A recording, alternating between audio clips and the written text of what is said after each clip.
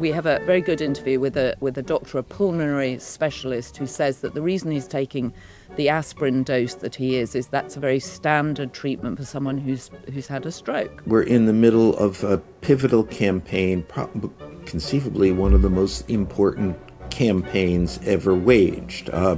This is potentially in November, the end of Donald Trump. Michael. Joanna.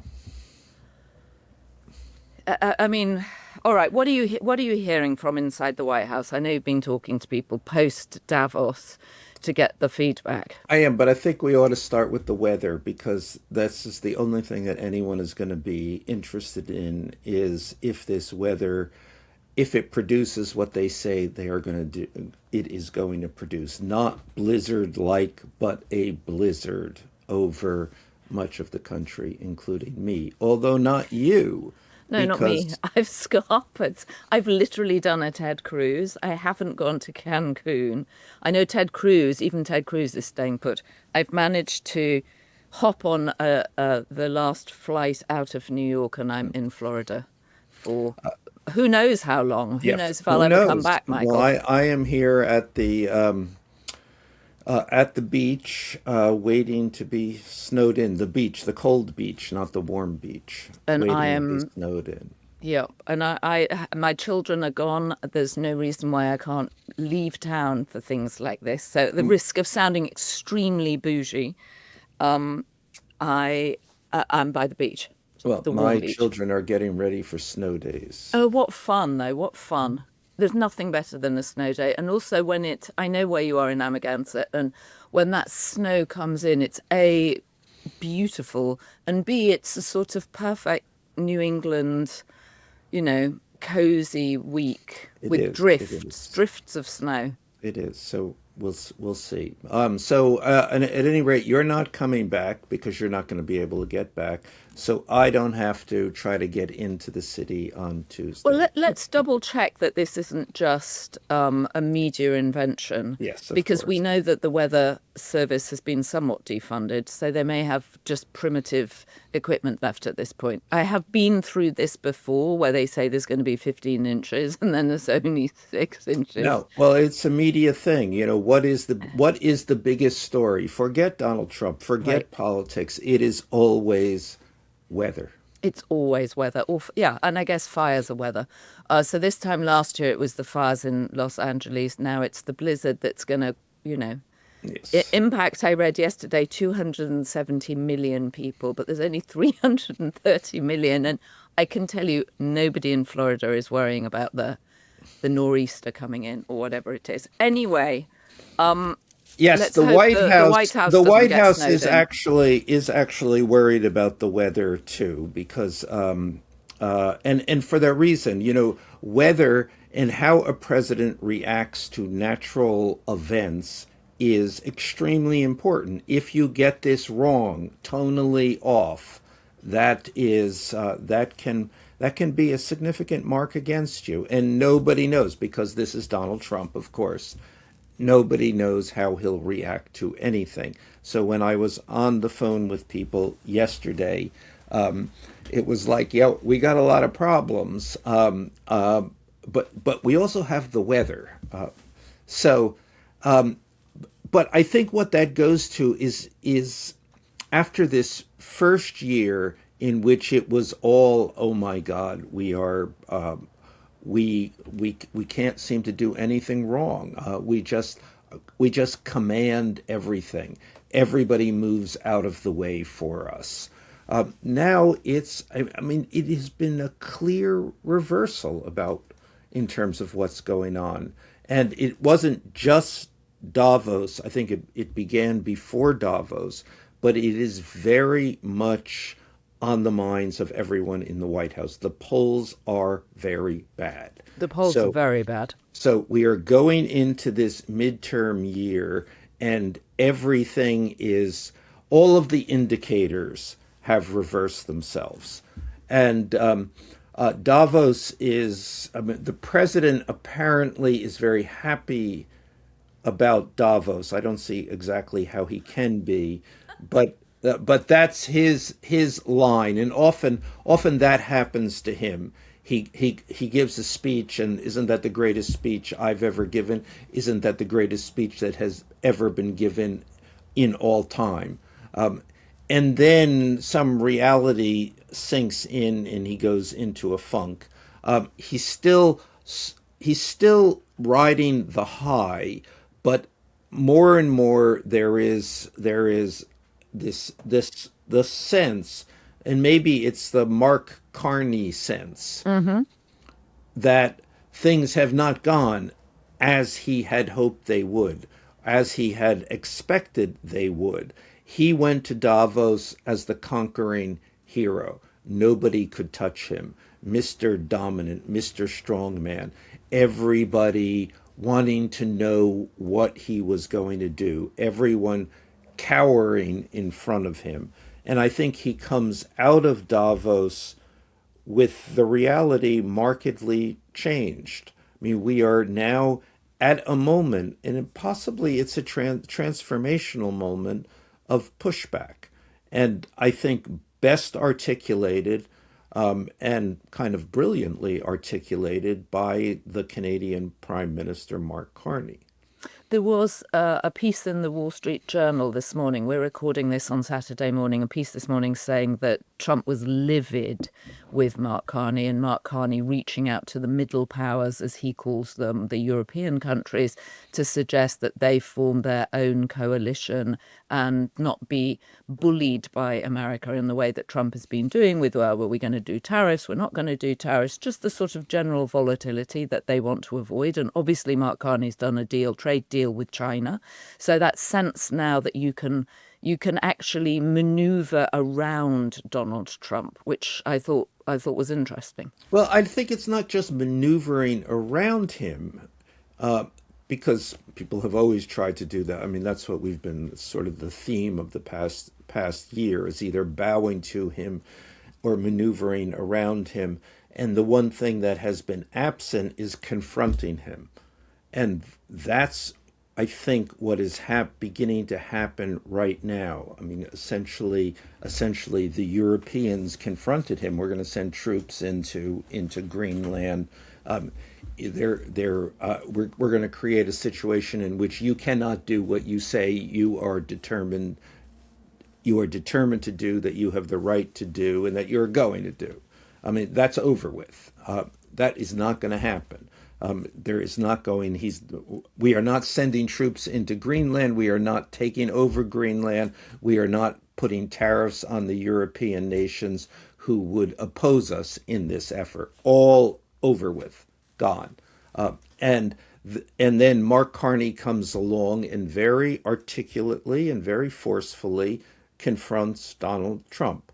And I think we can say this was quite an example of calling his bluff. Just for people who weren't paying as much attention as we were, and we were watching it through a magnifying glass, Mark Carney gives his speech on the Tuesday. Donald Trump then gives his speech on the Wednesday and responds to Mark Carney by saying Canada only lives because of America. And Carney has since clapped back, saying Canada doesn't live because of America. It thrives because we are Canadian. And you also saw some pushback from Keir Starmer, who's been notably, I think the word fawning is probably appropriate, in his approach to Donald Trump to try and get trade agreements done and special treatments for the special relationship that Britain says it has with America.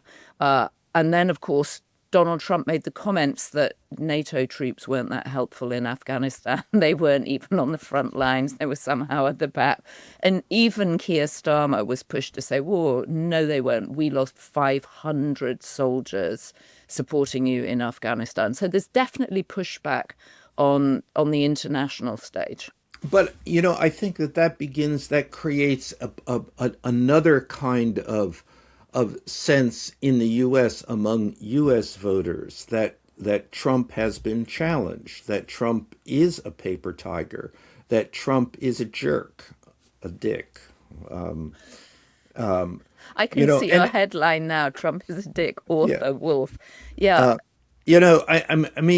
This is, Steve Bannon always said that Trump's key vulnerability, was to get into a situation in which he would look weak. And that was, as soon as Trump's virtue to voters, to his voters, is that no matter what happened, he looked strong because he never gave, he never apologized, he never backtracked. But you create another situation, a new paradigm, in which he seems helpless. Like, what can he do? He cannot take Greenland. He cannot take Canada. He cannot do any of the things that he has huffed and puffed and said he will do. So I think it's a turn in the road. Well, you know what he can do? Maybe He that's can wishful thinking, but we're always wishful thinking, but you know what he can do? He can do what he always does, which is he resorts to threatening to sue people. And the latest target is Jamie Dimon, who is the CEO of JP Morgan, who's made it clear that he's not in favor of tariffs and was pretty vocal when Donald Trump came out after Jerome Powell and said they were going to try and indict Jerome Powell, who, of course, is chairman of the Fed, because we know that Trump wants to curtail the Fed's independence. Anyway, Jamie Dimon is... Specifically, he wants lower interest rates. Right, he wants lower interest rates. Anyway, Jamie Dimon's come out against this. He did an interview in The Economist, the handbook of the Davos class. I think a magazine we can confidently say Donald Trump has probably never read, though I'm sure he has some fake covers of himself with The Economist Man of the Year. Anyway, he is suing JP Morgan for $5 billion over the fact that after January the 6th in 2020, they said they couldn't bank him any longer. They didn't want to bank him. And so he was forced to, I guess they closed his accounts. He was forced to take out his money, which must have been it must have just been a huge insult to Donald Trump. So now he's getting his own back. And it's sort of odd because I know Jamie Dimon's been in and out of the White House. I know he's been sort of quietly trying to advise Donald Trump, probably. No, and there was a moment after the election. No, maybe it was slightly before the election, in which it seemed like Jamie Dimon had become a Trumper. He was willing to be in the bag, at least, however briefly. But I think it's another thing, these lawsuits, of which there are more and more and more, they also become a paper tigerish thing. There's only so many times you can sue people for $5 billion or $20 billion or $1 trillion. You look foolish and you look like a dick. Okay, fine. You're going to sue him again. Donald Trump, with the backing of the United States government in all of these lawyers, is going to sue somebody again. Yeah, fuck yourself. Well, and we know that in all probability, the suit, like the ones that Lindsay Halligan tried to introduce against James Comey, the former head of the FBI, who ran the Russia investigation, and Tish James, who ran various... Yeah, but those are slightly different because those are criminal. Those are criminal investigations. Fair. But, I would compare this more to, he sued ABC and they settled, and he sued CBS and they settled. So that was the capitulation moment, and I think now we're at the point where people aren't going to do that anymore. Well, JP Morgan issued a statement saying they were going to fight it back. They were going to fight it, and they knew that they were in the right. They may end up settling just because companies do, but it would be thrilling if they didn't, and they saw it all the way through, because you can't believe, imagine the discovery there would be in this case if Trump was forced to open his bank accounts for the court to see. And I can't help wondering, isn't there something a judge can do when it's clear that someone is bringing what's essentially vexatious litigation? Can't they just say, this is not a serious case, we're going to fine you for bringing it? This always happens, and then they appeal, and then they look for a judge. They get a Trump judge.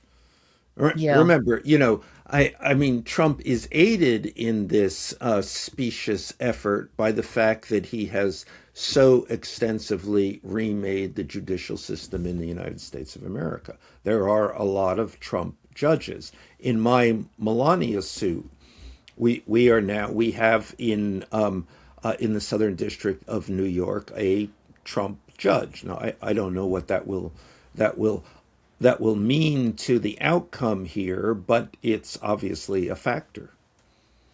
Yeah, I mean, Jamie Dimon wasn't on the podium when Donald Trump was inaugurated. He's made a point of saying we're not giving money to the ballroom. Now the East Wing has been demolished. So Donald Trump has clearly decided that he's an enemy of the state, probably. It's kind of extraordinary. CEO of the biggest bank in America. No, it is extraordinary. I mean, again, we are, and I think we have to keep this in perspective. It's 1 year down, 3 years to go. Right. Well, and of course, the other irony is that Jamie Dimon would like nothing better than to be president. He just doesn't want to campaign. If you talk to anybody around him, and I have lots of friends who work there, they're all like, we all wish he could be president. He wishes he could be president. Well, But many, nobody knows many, who he many is. people wish they could be president. I wish I could be president. Oh, Do you? I, Do w- you I wish? wish you could be president. I wish you could be president. I don't think a lot of people do think that, but I think if you've run a big bank like that and they have, what, 250,000 employees, you think that the inevitable next step is to be president. Yeah, but I also think, and I think Jamie Dimon feels that, and more people feel that. And actually, the other night when I was in the city, I ran into a titan of industry, and who said, I just don't know how this goes on for another 3 years. It can't. And then this person said, it can't. It just by any logic, it can't go on for another 3 years. What would happen if it did? And then we stood together and for a moment at this cocktail party, and speculated on the end of the world. Ah, the end of the world, the Well, end of the world. also we speculated on the things that might end this, including Donald Trump dropping dead, including a sense, and I have this an incipient feeling of this, of the world waking up and saying, "Oh, Donald Trump, what a dickish bully." I think they're probably saying much more than that, actually. And then we will be left with J.D. Vance, who will be very busy modern fathering, I think, with his 4 children. Yeah, I mean, J.D. Vance is, I know, as you've said, he's much more normal. Donald Trump is Donald Trump. Oh, it's early on Saturday morning. Donald Trump is an anomaly.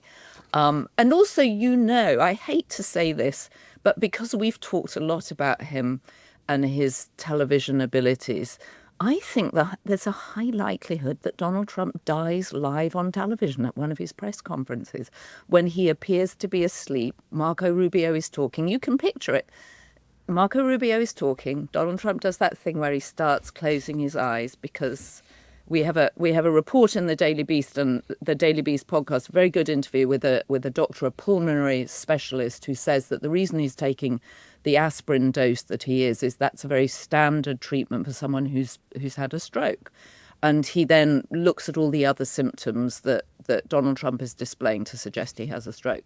But you can just you can see the scene. Marco Rubio's talking, Trump is sitting there, he's doing that drowsiness in the day, which is another symptom of having had a stroke. And then he just slowly, as I'm doing now, just goes off screen. we have 3 years to go. We have 3 years to go. And Think think of of the man all of the things.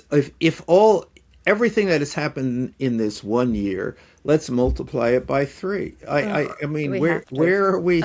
But How do remember, we I mean, survive that? we've all forgotten that crazy press conference with RFK Jr. and Dr. Oz, where some hapless healthcare executive had to come in and discuss the price of GLP-1s going down, and he fainted. You And that poor person. You keep laughing over this. I You know I can't. shouldn't You're. laugh It's. about it because he was probably nervous meeting the president and sort of, or maybe he hadn't eaten, or maybe he's on GLP-1s and he just doesn't bother to eat until 8 o'clock in the evening, which is what a lot of my friends on GLP-1s now do. But the poor man is carted off to the corner of the room. His legs are in the air. Donald Trump is looking lost out into the crowd of photographers. RFK Jr. flees the room, and Dr. Oz keeps talking as if it's all normal. None of it's normal. And you're right, we're only 1 year in. Okay, and I mean, the other way that the end of the world could happen is that we all just get polio and measles again. I mean, this chair of the committee that advises on vaccines has now said that it's more important for people to have individual choice, individual healthcare choice over whether or not to have a vaccine than it is for people to be collectively vaccinated. Of course, and that defies the logic of and the science of vaccines. Well, and Vaccines actually, work at a critical mass. They don't work at partial delivery. well, and to use a Gen Z phrase, our lived experience shows that vaccines are one of the great modern accomplishments of science. Well, yeah, I mean, it is again one of those things. There is a very small minority of people who are against vaccines, and there is among a vast majority an overwhelming not only approval of vaccines but expectations of them. So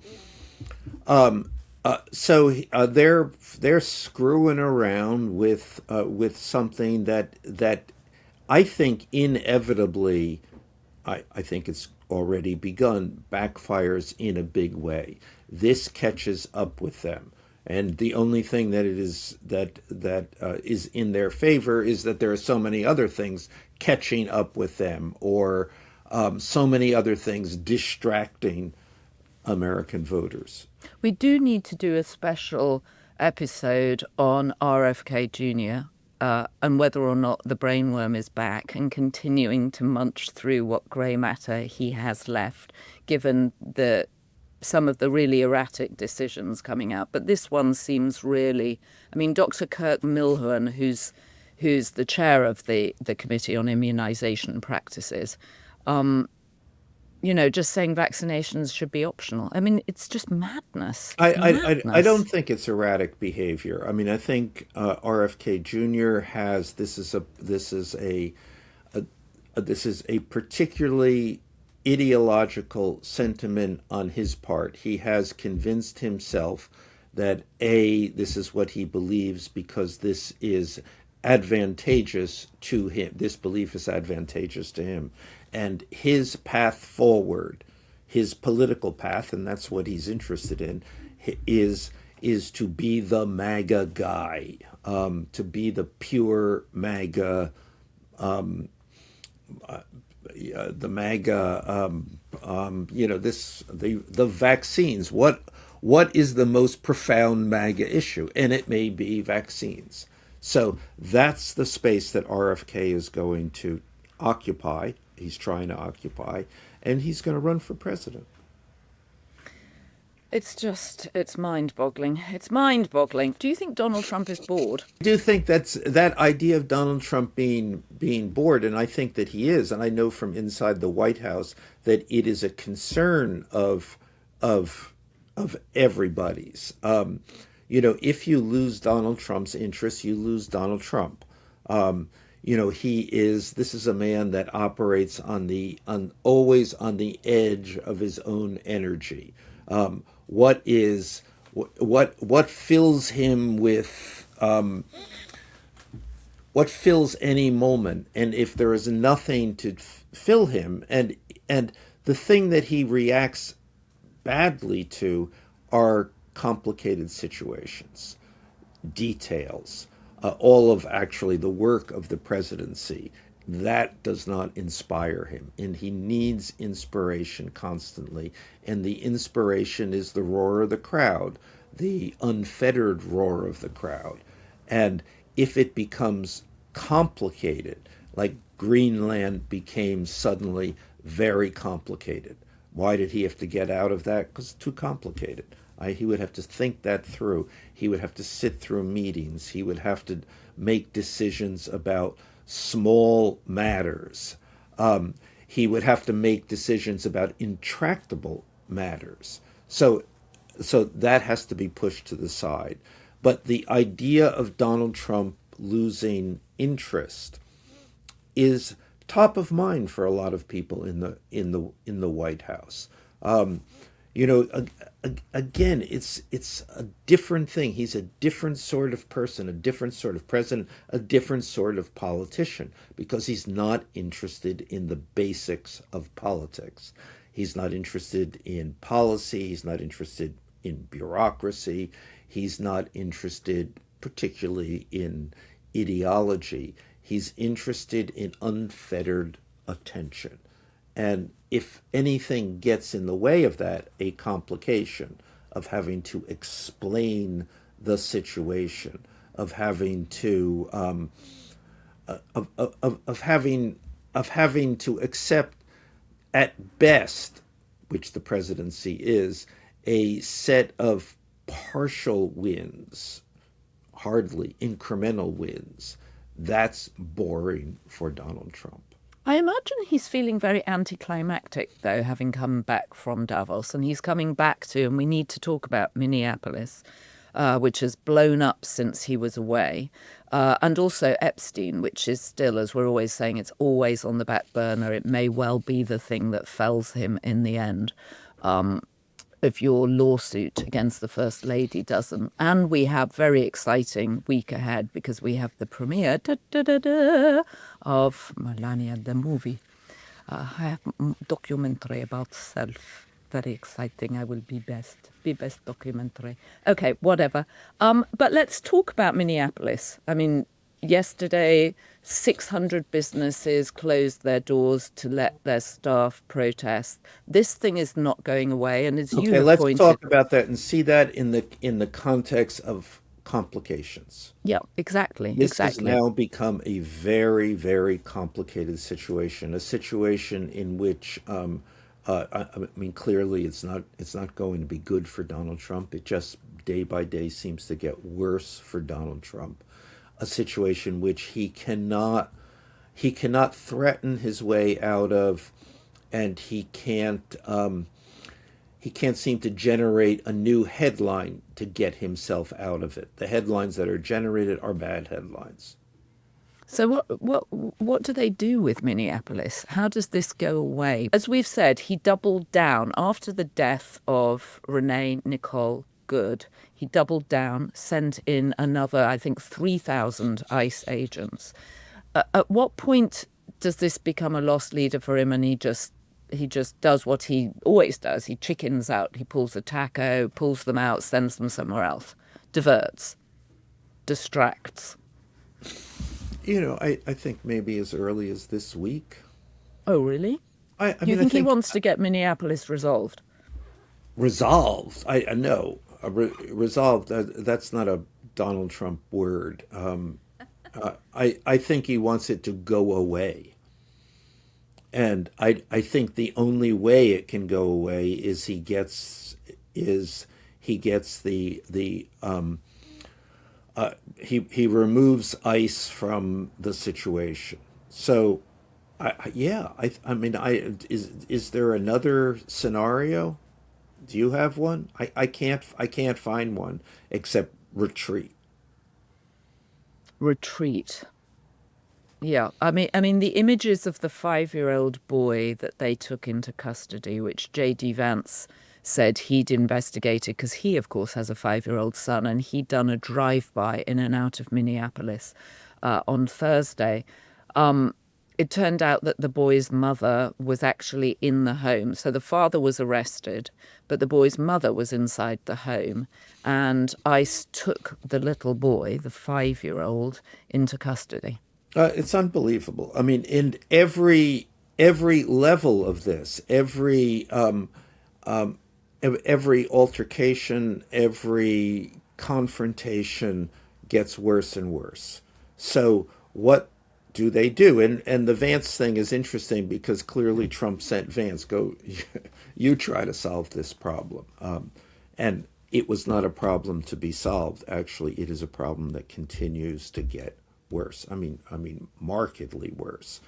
The the images today of the guy pinned down and the orange pepper spray. Who knew it was Hmm. orange? Hmm. Covering his face at close range.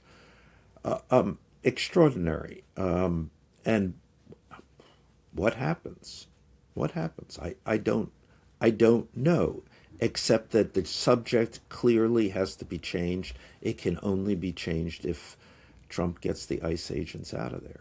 Well, it's certainly true that he's fobbing off all the difficult things, the details, onto his team around him. Remember when he was asked who's going to run Venezuela, and he said they are, and fingered uh, Pete Hegseth and Marco Rubio. J.D. Vance is, as you rightly pointed out, he was sent off to clear up the mess in Minneapolis, and then he was sent to talk at a national anti-abortion rally, basically, where he leaned very heavily into the pro-life movement, only to be slapped about by the conservative influencer Laura Loomer, who we haven't heard from for a bit. Laura, always feel free to let us know when you're going to be out there, because we love to cover her. And she went after J.D. Vance, saying that the president doesn't want this. Abortion is not going to be a winning issue for the Republicans during the midterms. Why are you doing this? And then, amazingly, the vice president of the United States, J.D. Vance, shoots back at her saying, actually, the president asked me to come here. That's displaying what you've just said, which is Donald Trump throws things to J.D. Vance when he wants them sort of fixing or where he can't do it anymore and he has no interest in it. And Trump knows that abortion is a complicated subject for the Republicans and really for independent voters who will matter during the midterms. Yeah. So again, and this is the theme that we should constantly be coming back to for the next slightly less than 12 months at this point. Is that this is where we're in the middle of a pivotal campaign, conceivably one of the most important campaigns ever waged. This is potentially in November the end of Donald Trump. Do you think there needs to be more democratic leadership, or do you think it doesn't matter and it's all about just local? It's about local politicians, local Well, of people course, there standing. needs to be democratic leadership. I mean, even the very idea seems a fantasy at this point. But Apparently, I mean, we talked about Governor Newsom turning up in Davos. His speech at America House, which is a sort of sponsored house in Davos, got cancelled because I think he was critical of Donald Trump. But then there were reports that he and Donald Trump actually caught up on the sidelines and were actually being quite chummy. well, that's not a good look. It's not a good look for either of them. Anyway, it caught my eye because I thought that was an interesting idea, the two of them catching up. And perhaps they know all this is a game and they're just using each other. Yeah, I mean, I think democratic leadership, I would say, probably to the extent it emerges after the midterms. I think, I think it's, I mean, I don't think it's determinative for the midterms. What's determinative is that Donald Trump continues to be Donald Trump, and there is a reaction, a revulsion in the nation, which there Well, is. you're right. And Minneapolis has certainly produced an opportunity for Jacob Fry, the mayor there, who's taken to social media and did a very funny video of him running around a very peaceful looking park in Minneapolis, talking directly to JD Vance and saying, next time you come into town, please come and say hello. Actually, and then he reeled off a load of good things about Minneapolis. But he's clearly now on the national on the national radar in a way he wasn't before. So No, these crises make opportunities for bright young politicians yeah, too. no, and in Minneapolis is in as we've discussed before, a kind of ground zero Hmm. of the Trump backlash. How could it not be? And that's what within the White House and even I think Donald Trump knows this, that this is a crisis. What to do about Minneapolis? It's a crisis they created. Now the crisis is how they get out of this. So the polls are bad. Minneapolis, Epstein, the economy, the East Wing. We still don't know what's happening there. If you feel strongly about the redesign of the East Wing, we are asking people to email the architect, Shalom Baranes, and you can email him at info@sbaranes.com. S for sugar, BARANES.com. And tell him that we sent you. But the East Wing brings up the subject of Melania, the and movie. Melania, the movie. and I think that this has an enormous potential uh, to contribute to the backlash. I mean, we don't know, and we have not seen this movie, and maybe it's an insight It's it, at at a fascinating woman, but let's it's assume that apparently it is very not. limited, and it's like it just focuses on the 20 days, I think, in the run up to the election. Curious. I don't know. Well, they've been Is pretty. that? I'm trying to think. How could? Well, I don't know. I guess they could have. I mean, they didn't decide to do this until after the election. But I assume there's a lot of footage, archival footage, and they just cut that, and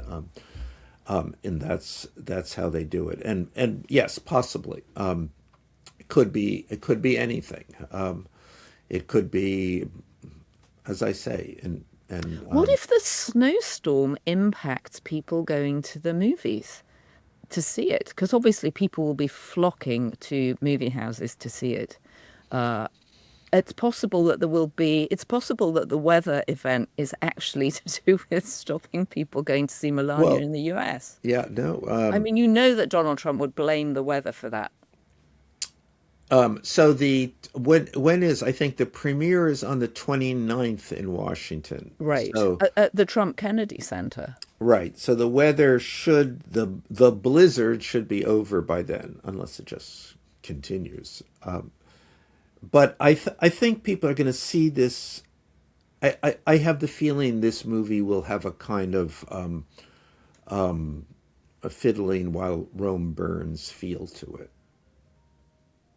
So I don't know, and I think there will be obvious enormous amount of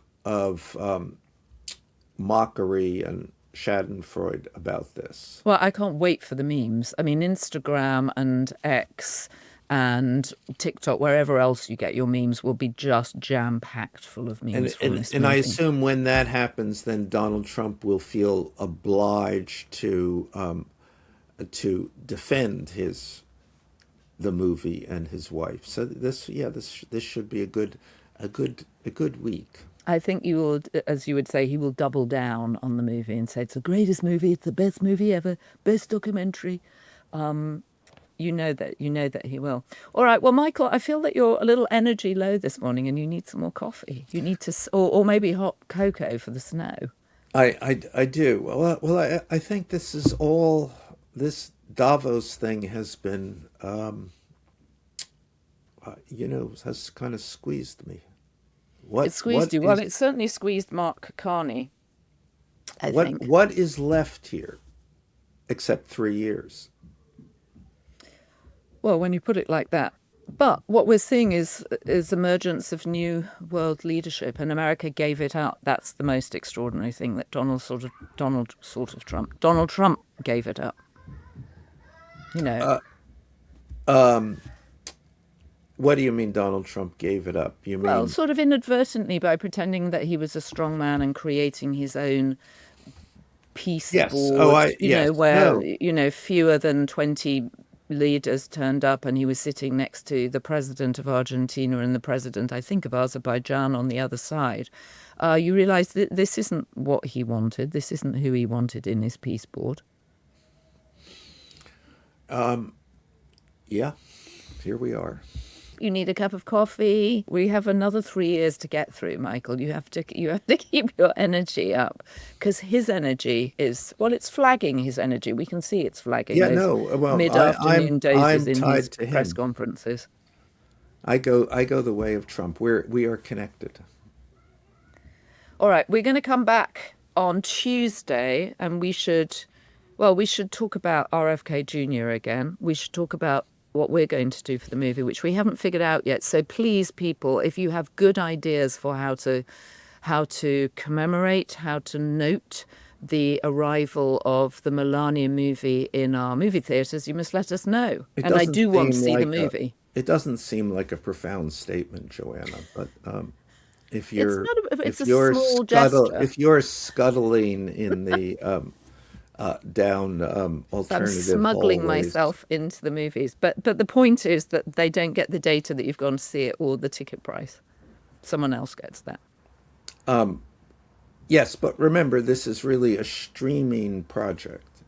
It's not really a theatrical project.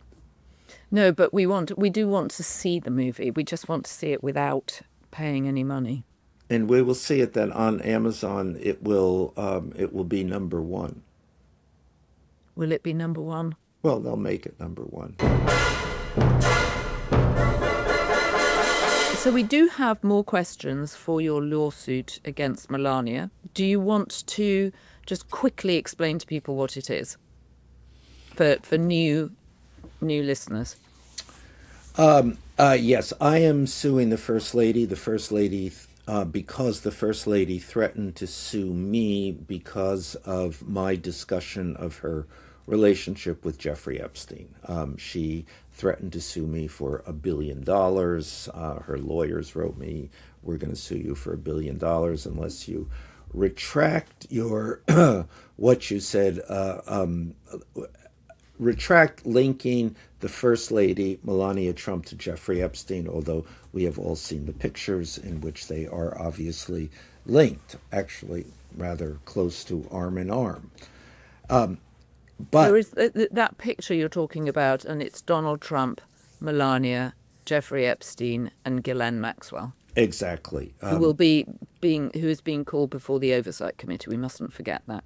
Yes. So, but instead of her suing me, I sued her in New York State, where it is illegal to use libel laws for the express purpose of intimidating someone into silence. So, And now she's hired a big fancy law firm, and they're going to have to figure out how they deal with your subpoenas to ask her to come and answer lots of questions. So we have more questions for you today. Hi, Joanna and Michael. I'm really enjoying the Inside Trump's Head podcast. I'm a former BBC journalist, recently retired, and have more and more questions about Melania Trump's relationship with Putin and her Russian connections. It simply doesn't fit that a Serbo-Croat speaker speaks Russian, and that leads to a million questions. So here are my questions for Melania during her deposition. You apparently have had discussions with Putin, who speaks only Russian. Can you speak Russian? I think Putin speaks almost flawless English, doesn't he? no, absolutely not true. Oh, I thought he does speak He English. speaks no English whatsoever. Really? Really? Oh, okay. I would have thought if you were the head of the KGB, you would learn English. You just wouldn't use it very often with English people or Americans. Why do you think you would learn English? But at any rate, Because you can not, then understand the rival culture. I don't think that they're very interested in understanding the rival. Okay, they're just interested in understanding other Russians. All right. If not, did you use an official US government translator, and were the conversations recorded?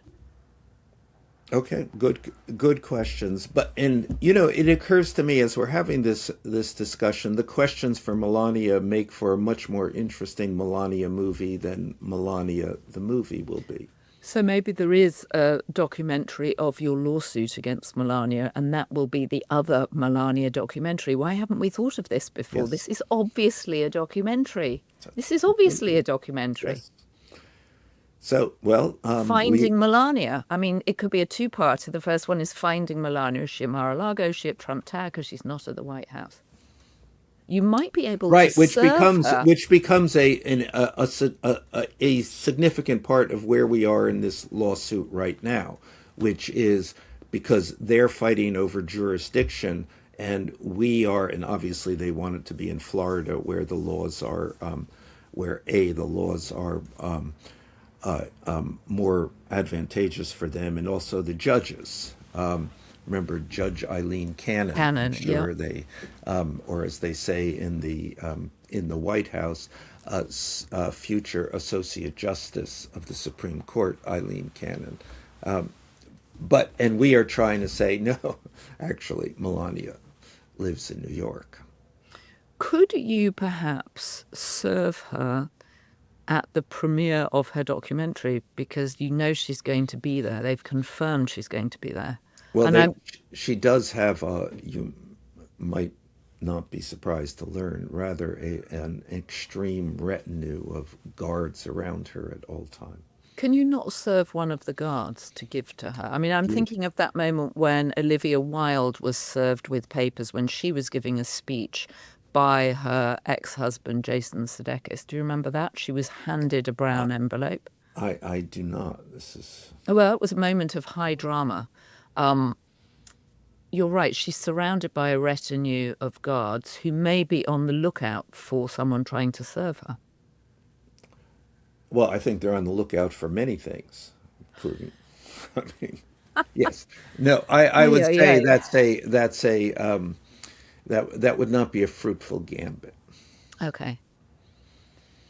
I wish we were invited. Obviously, we're not. Okay, just a further question from the former BBC journalist. If the conversations were recorded, could you release the transcripts? If not, why are they not available? How long did the conversation with Putin last? All great questions. All great questions. It is a great story. It would be a great documentary. The Melania, the documentary, will not be a great documentary, but a true documentary about who Melania is. How did she come into this not only relationship with Donald Trump, but into history in the United States of America, is a great story. She's had the most incredible journey, almost of any American immigrant. Here she comes. She barely speaks English when she arrived. She still speaks with a very, very thick accent, and yet she rose through the modeling industry. Well, no, to that's become the first actually an lady. interesting thing. She did not rise through the modeling industry. She barely signified within the modeling industry. So, like many models, the truth is most models don't succeed, and she is like most models. But she found this kind of workaround. Donald Trump was for her a workaround for how to be a successful model. Well, it's a hell of a journey, but so too is your version of the documentary, The Man Who Took on the First Lady. Perhaps we'll get there. Well, I hope you're taking... Brett Ratner maybe wants a follow-up, wants yeah. a sequel.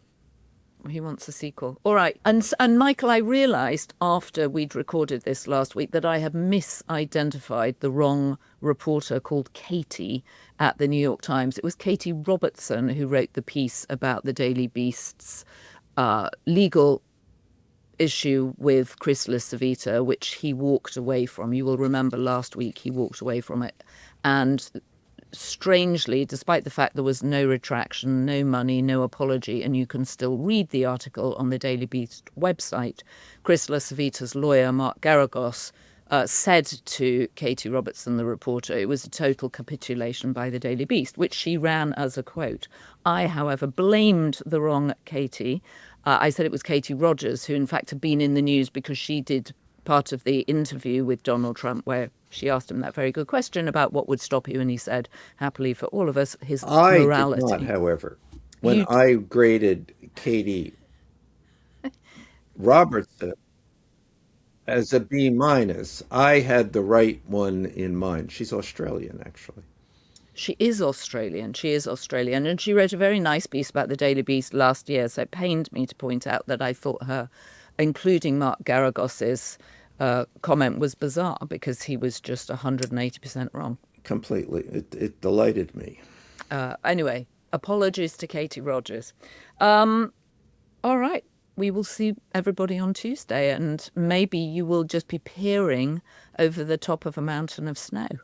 Joanna, our 92nd Street Y performance on Tuesday night, no, Wednesday night this week, is now live for everyone. You did not have to come out to the 92nd Street and Lexington Avenue to see us, because all you have to do is join the Daily Beast, or if you are already a member, then you have access to the complete